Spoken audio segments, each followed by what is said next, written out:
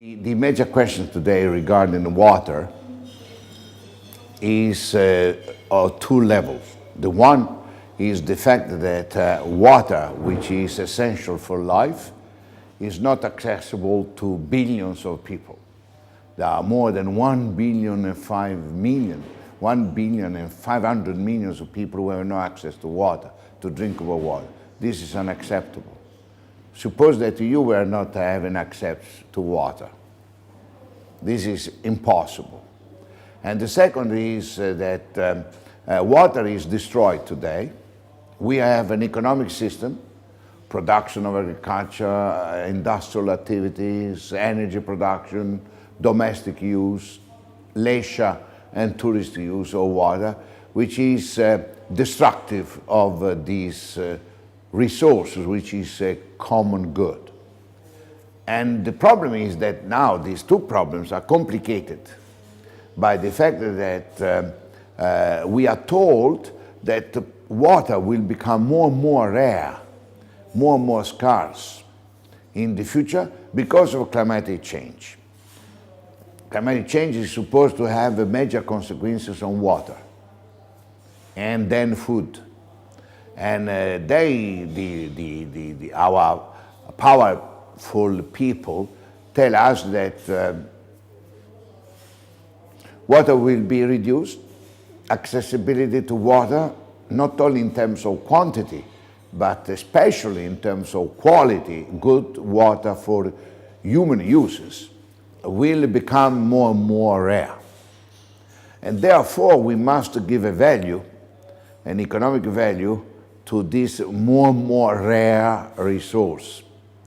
And therefore to let mechanisms, and particularly market mechanisms, to determine the allocation of more and more rare resources in the future for the different uses of water. And I consider that if this is the choice of our societies, we will go straight on to disaster. Disaster, not only environmental disaster, not only economic disaster, but particularly human disaster, in the sense that the human and social injustice will become the permanent situation of mankind. And if you know that already now, the injustice is the characteristics of our societies, social injustice is the specificity of our system. When you have 2.8 billion people who are absolutely poor, less than $2 per day as income, it means that we have almost half of the world population who have no right to life. This is injustice. And now you come and you tell me that in the coming decades, water will become more and more rare, and I have to give a price in order that this becomes an affordable price, etc. Or you tell me that the only solution to the rarefication, scarcity of water, will be desalination of the oceans, will be a new jump into big dams, and then you tell me that these solutions demand money, and that all these countries from Africa, Latin America, and Asia, with the exception of China, we tell, which is not true, are impossible, unable to have all finances necessary to cope with these huge investments in infrastructure that are considered to be the solution. And then you tell me that this proposal is for human development, for sustainable development. Sustainable development to whom? And for whom? So these are the two big problems of water. And I hope that the present crisis, the financial crisis, which is linked to our system, to our market, global financial capitalism system, I hope that this crisis will introduce some wisdom into the heads of our heads. And I'm not convinced that this will happen, but I'm convinced that if we as a citizen, we act, maybe this will might happen.